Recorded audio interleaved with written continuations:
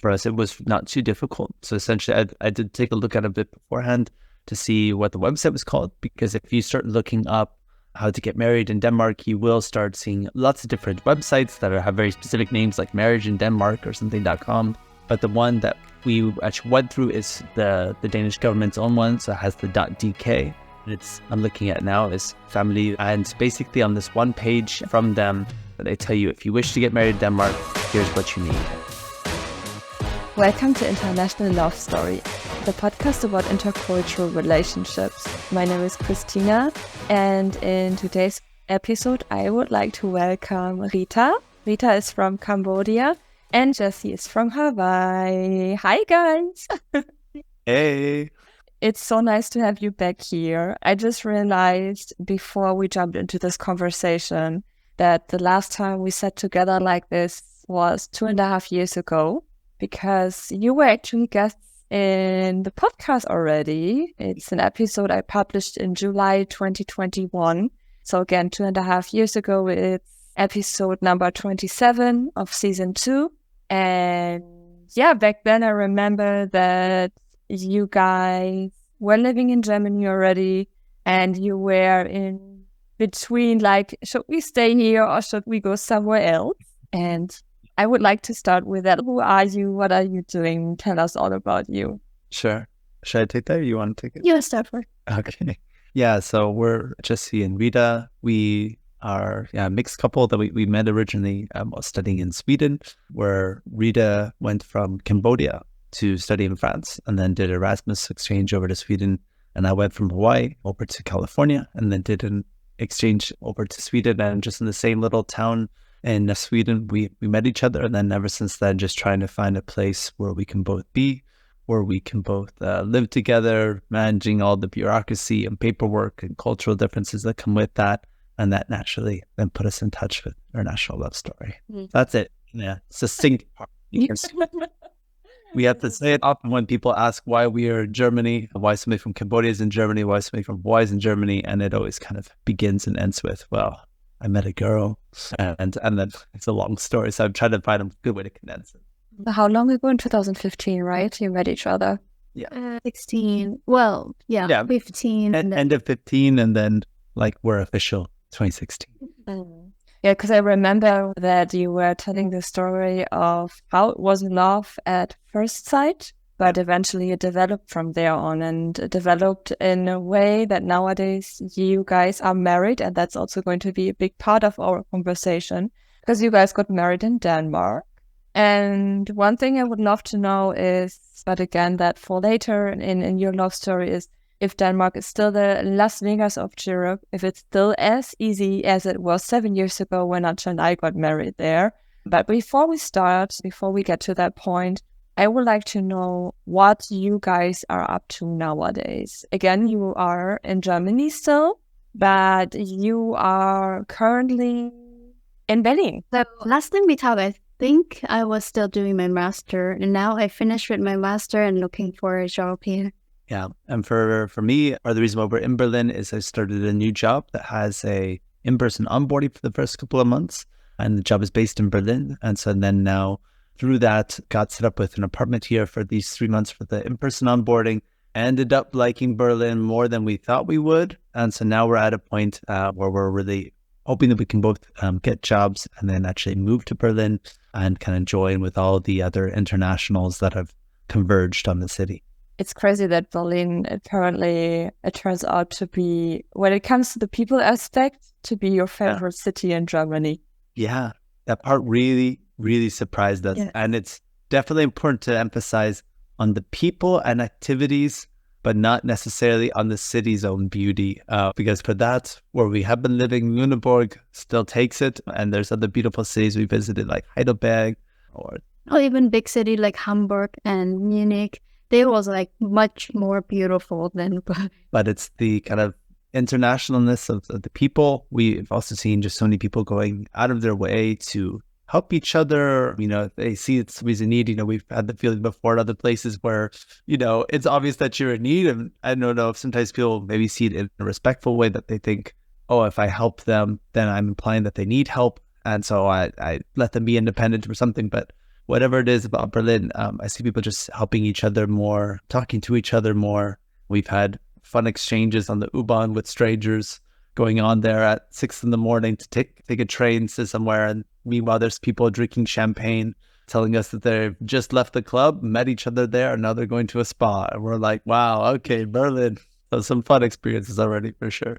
Yeah, only in Berlin. I don't think it would happen anywhere else in Germany, at least. So yeah, but this is also one of the aspects, and I've mentioned it before when we started recording, what Nacho loves about the city, Berlin. It's not my favorite city, to be honest, because of the aspect that it's quite, for me, it's a little bit too wild.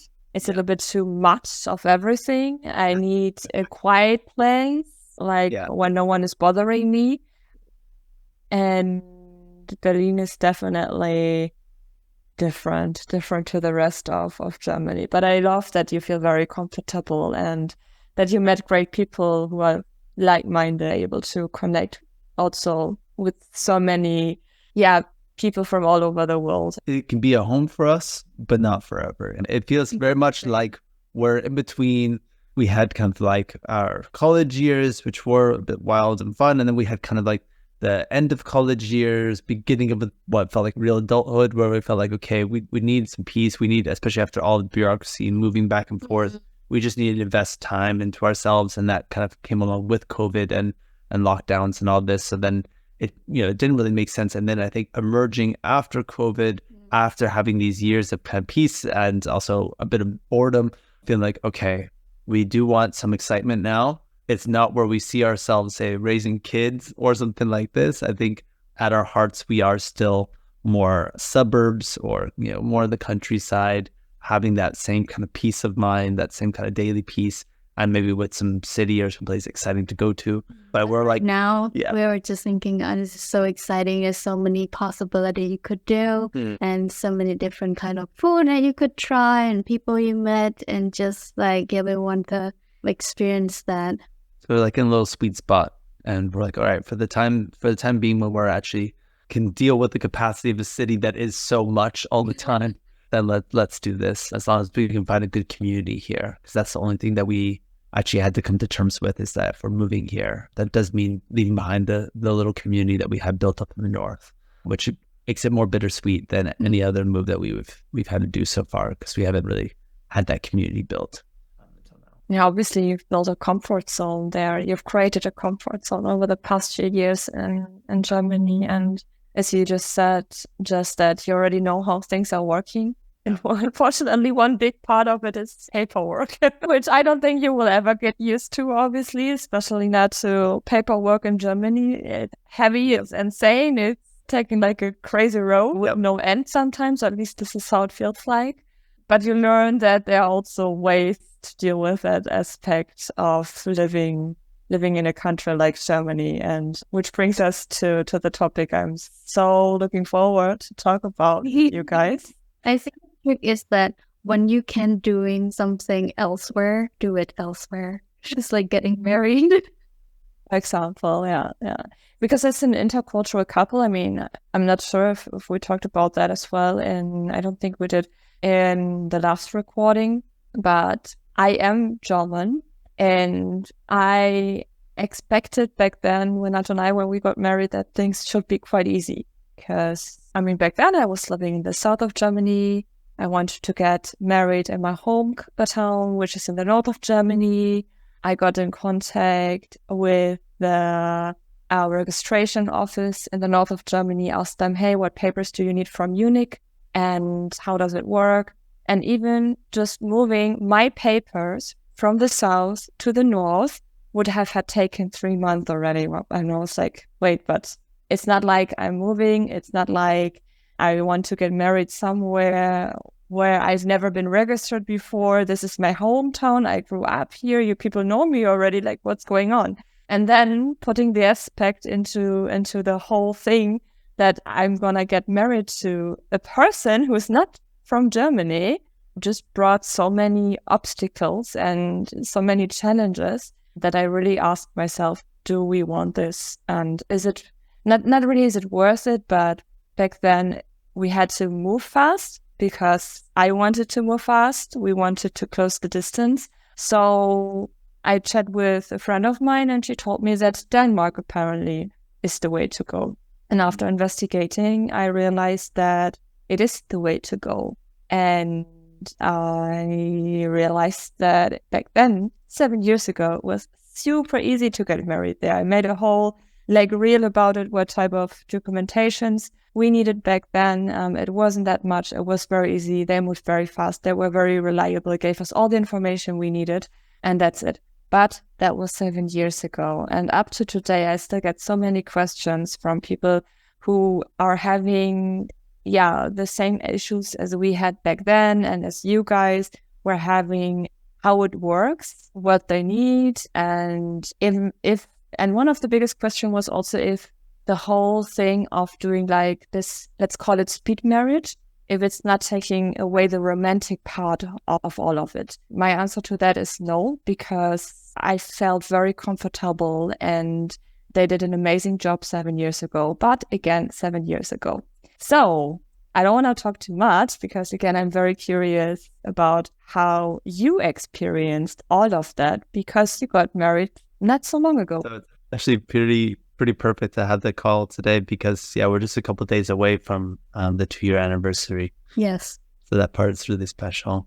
But I can start. Rita's the one with the mind for the details, so she might correct me on some parts here. I can add on top. Yeah, especially for some of the specifics. But I think very quickly with looking into how we're going to get legally married, because for us to start legal marriage for us, we knew we were going to have a actual wedding ceremony, which we did in Cambodia, and had family kind of mixed in with all this. But we knew that we wanted protection of being a partner, being on paper, to be connected in that way, because that was important to us for really preserving our connection on paper. So if I lost my job or if she was in the hospital, anything where you have additional rights as a spouse, we knew we didn't have that. And being an expat in a country without that makes you feel really vulnerable. And we already knew that we were going to get married. So we said, okay, the sooner we get this on paper, the sooner it'll be easier for us. And we can still have our big special day where we have our ceremony. So that's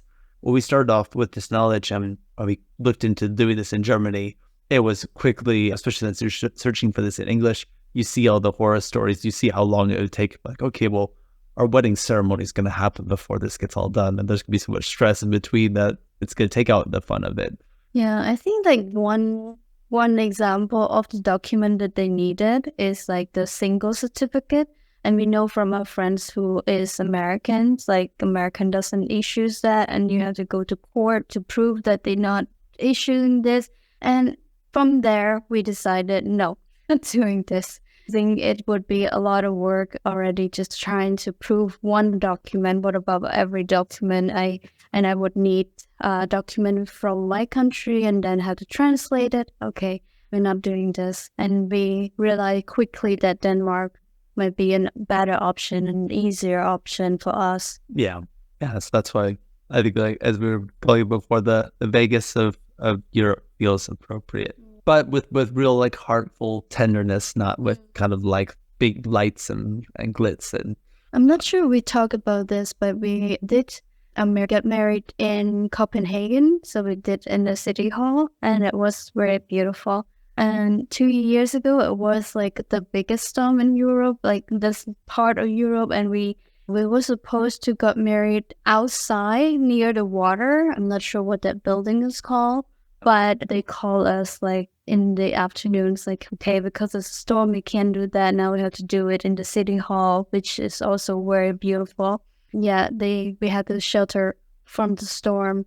And we kind of make it through okay, through the train and everything. We are going on the same day, but we got there in time and everything. I think on the way back, it's almost some train got canceled and everything, but we were doing very well. Yeah. And if I back up from there to kind of talk a bit about the process of it, it's in order to get to that point, for us, it was not too difficult. So essentially, I did take a look at it a bit beforehand to see what the website was called, because if you start looking up how to get married in Denmark, you will start seeing lots of different websites that have very specific names like marriage in Denmark or something.com.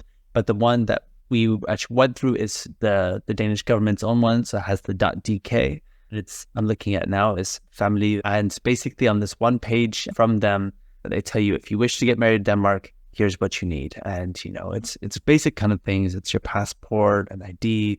You have to prove that you can go into Denmark, that you have the right to go into there. You have to, if you were married before, you have to prove that you got divorced. There's some basic kind of things that you need there. And you have to, it's always prove that you're a real couple. But this all went by pretty quick, and they did a lot to help kind of walk us through this. There was a process. We had a person that we could talk to, and they gave us also the options of where we wanted to get married, which we thought was special because we thought it was like the only place. There's like one place, you just go there, get married, on to the next person. But they really were saying, we could do this in the city hall, or we could do it outside. And that's why we had originally chosen this outside location, where it was like by the water during a lights festival, and it sounded really special.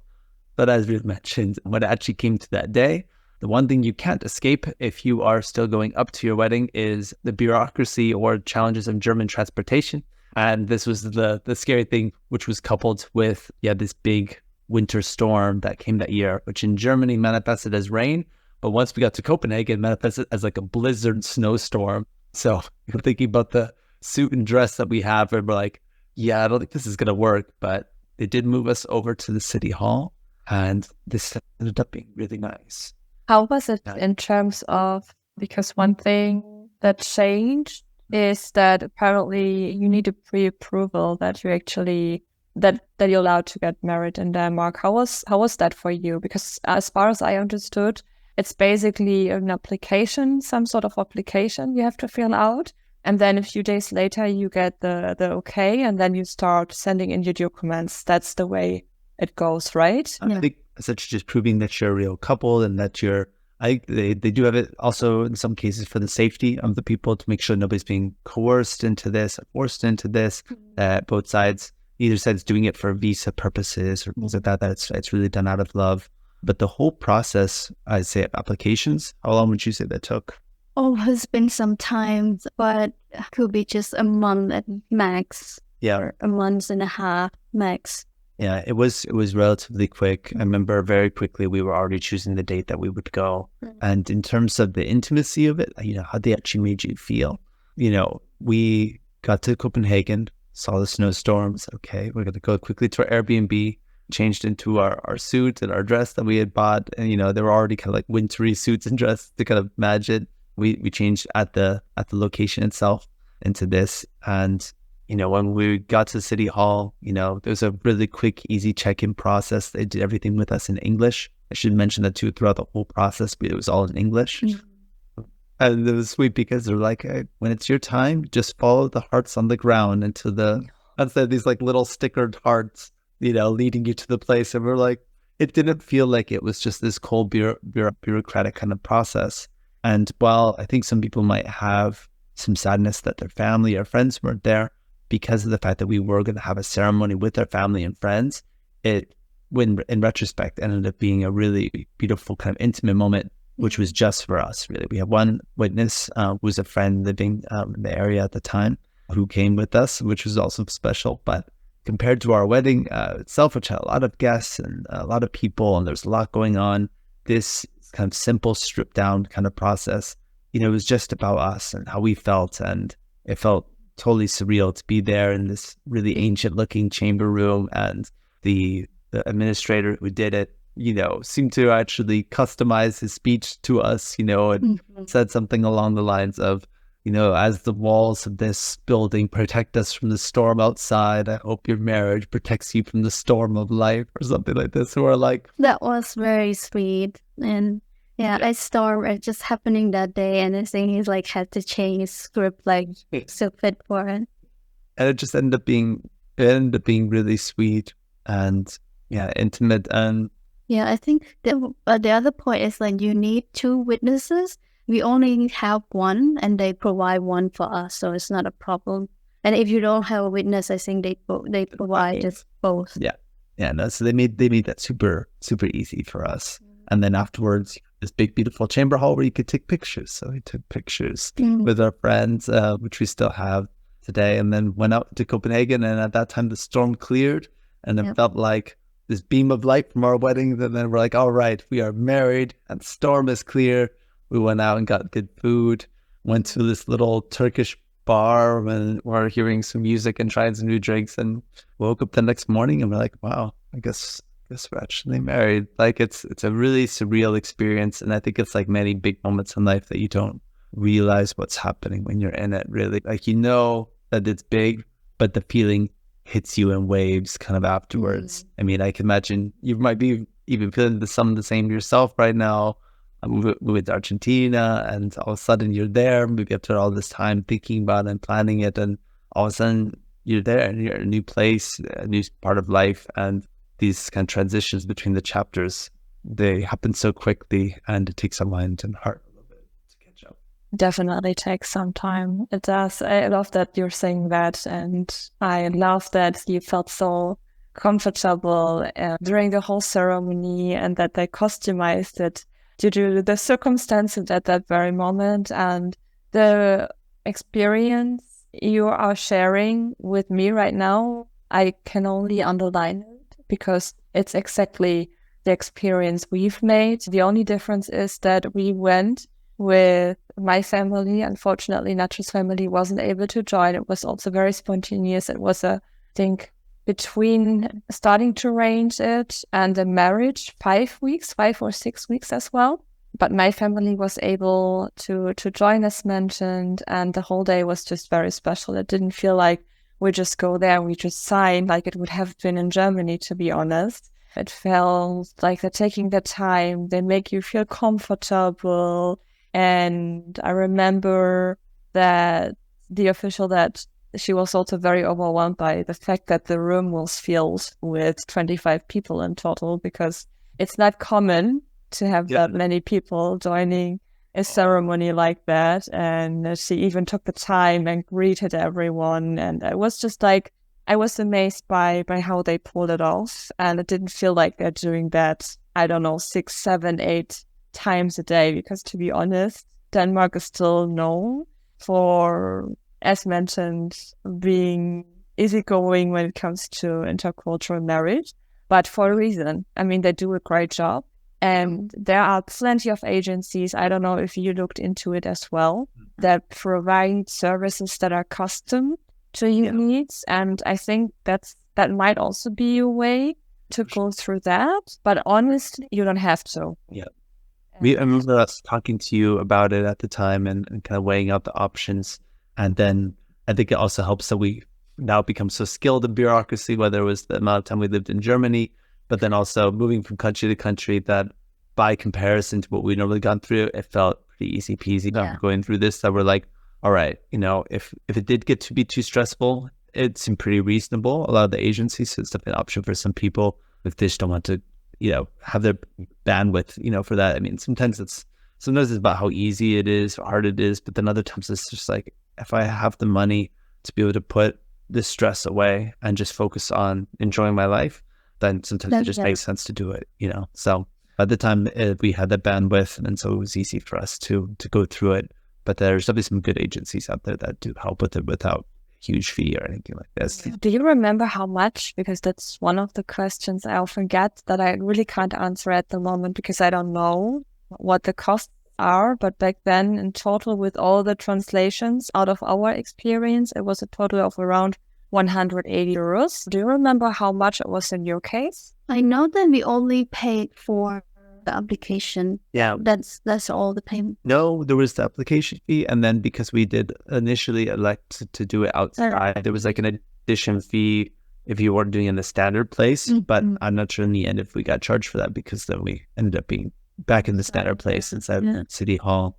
But yeah, it's definitely well below 200. It was a couple of grocery runs worth of cost to get married. And of course you have to get up. Go get groceries or go marry your person. So it's also described to people who are living in Europe about how affordable things are sometimes here. I'm like, sometimes you can go to another country for the cost of a sandwich. And that just coming from the States where everything is so far away, and going to even the neighboring countries, which is, we only have 2, it still feels so expensive, and like everything's so far. And in Europe, you're like, I can get this flight for 10 euros and I'm in another country with another culture, and that's just absolutely mind-boggling.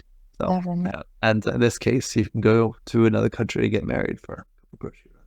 Did you have to get the apostille? I think is the English word. Yeah, I think so. I think we needed to do this. That was one of the fees, and so one of the things that took a bit of time, but it wasn't too bad. You did it in Copenhagen as well. I mean, anything. Yeah, because we did it, and we went to Copenhagen directly after we got, like, the next day after getting married.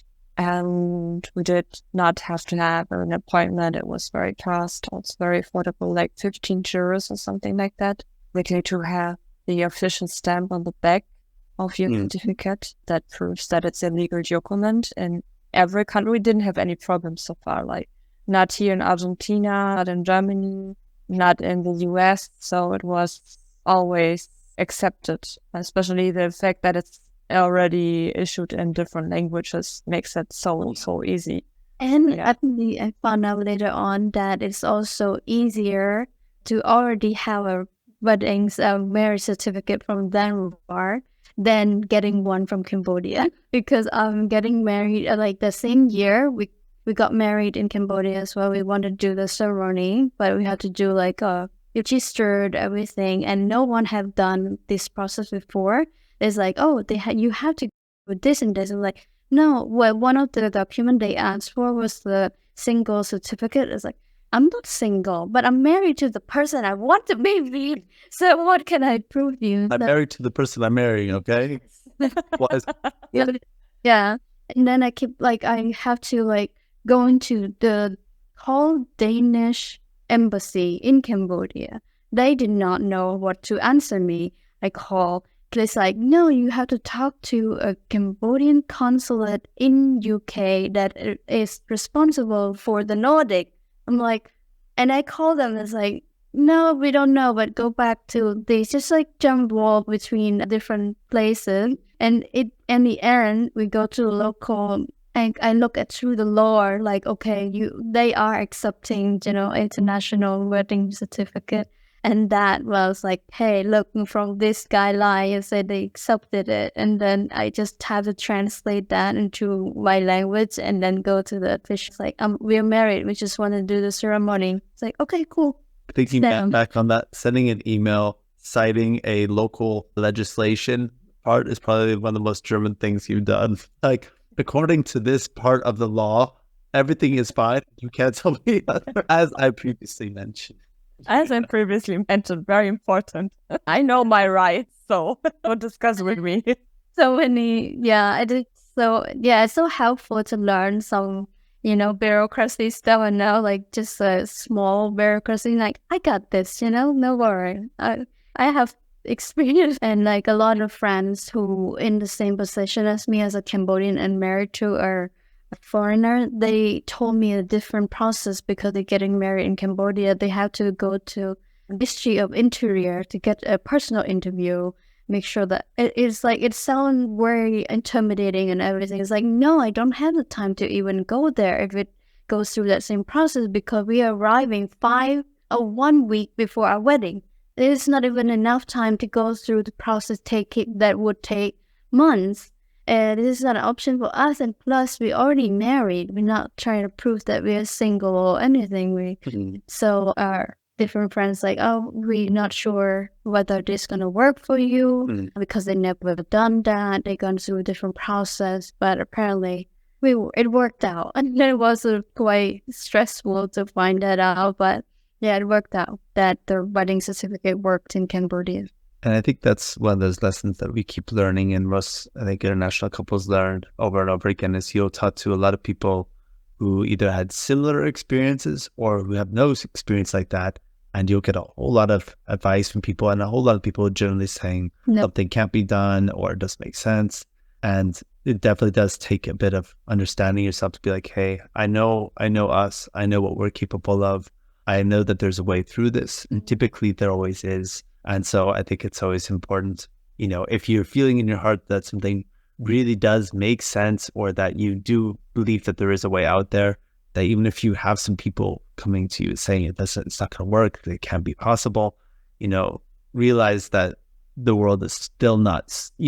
I think international love is happening more and more, but I think that the bureaucracy around it is still written as if you're not. Yeah. It's the same nationality. Exactly. And so I think because of this, there's a lot of people who are either mixed couples who are going to have wildly different experiences based on, where exactly they were, this very specific circumstance of even who they talked to. And then you'll have other people who haven't really been in that situation. They just know how it was for them, which it just operates differently.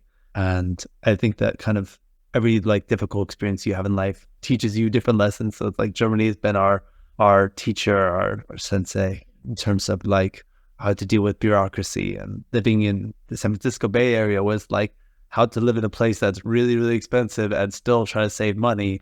And, why for me growing up was a place that how to kind of be able to relax and enjoy life. In Cambodia, for me at least, it was a place about really understanding the power of family and community. And it's each place that you are, each challenge you go through teaches you something. And I think that, the process of getting married was, something where each time we went through it, because we went through it multiple times, the legal wedding and then the other wedding, we learned a lot about ourselves through it. And while the bigger wedding with the ceremonies was a point to be with all of our family and friends and things like this, as I mentioned with the one that we had before, this was just something for us, something to kind of solidify ourselves as what we already knew we were, and to have that down on paper so that nobody could try to take one of us away from the other person without trying to separate a husband and their wife. And, if there was ever a moment in the hospital where they're not like me, that's my wife there, I am her husband.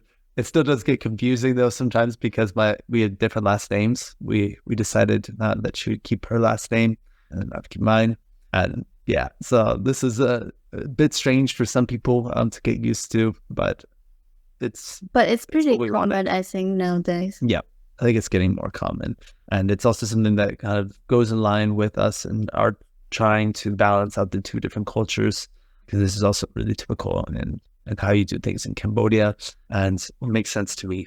How did your family react? I mean, that's one question I'd like to know the more detail, how your family reacted to the fact that you got married, just the two of you and then your friend who was the witness. I'm sure they completely understood why you did this, and they knew that eventually you're also going to have other celebrations where they could join. Yeah, I think they were very supportive on either side. They understand why we are doing it. And at the time, we already planning the other wedding. So we already have a conversation of when to fly in, which date of the next wedding, and, how a different ceremony and all this. Yeah, so they're like, cool, yeah, nice that you get it done. And I would say that the friend who was our witness also felt like she had some serious bragging rights, because she's just I'll be the only person who is at both weddings. I saw you on Iswan, and I saw you there. I'm the first one to greet the married couple because I put my signature on paper. You get married. So she was really proud, and it was also kind of a fun catch-up time because she hadn't seen Rita in a long time, and just so I saw you, just this exchange kid from Cambodia to France, and now you're getting married. And it was pretty fun. Yeah. So thank you so much for sharing your latest update, so to speak, and for sharing a bit more in detail of how it felt like to get married in Denmark, what documents to provide, and all the information you just gave us. What I will definitely do is I will link, and I would also pin the link you just mentioned, Jesse, in the description as well as in the side note of the podcast. So for everyone who wants to check out how to get it done in Denmark, definitely go ahead. But we do have our answer now that Denmark is still the Las Vegas of Europe. I can't count anymore how many times I forwarded the link you've mentioned already to followers of mine when it came to the question, hey, where do I get all the information? One thing I would like to point out, and you did that as well, Jesse, is obviously this is our experience. You just shared your experience. There might be cases that are a little bit more complex, but I am sure that you will figure it out. If there's a will, there's a way, as you say. And if the one thing doesn't work out, there's always a plan B or a plan Z, and you'll always find a way to go through it. And yeah, is there anything else you would like to share with everyone who is listening and or watching right now before we say our goodbyes? Just wish everyone all the lucks and through bureaucracy, and just let the love lead you. Thank you so much for listening and or for watching to today's podcast episode. If you like what I'm doing, please rate this podcast episode with 5 stars wherever you're listening to it. If you're watching on YouTube, subscribe. And if you do have further questions regarding how to get married in Denmark, what to take into consideration, everything that's related to the topic of intercultural couples, feel free to connect with me directly. You will find me on Instagram, it's International Love Story. Also on TikTok, same International Love Story. Contact me on YouTube, it's International Love Story. I'm so looking forward to connect with you. And if you would like to be part of the podcast episode as well, or of one of the podcast episodes, also feel free to contact me directly or fill in the form. I will link it below. As mentioned in the video, I will also link and pin on YouTube the link on where to register in order if you want to get married in Denmark in the comments. So you'll find it first pin in the comments. With this being said, have a lovely morning, afternoon, evening, wherever you are right now, and take care. Bye.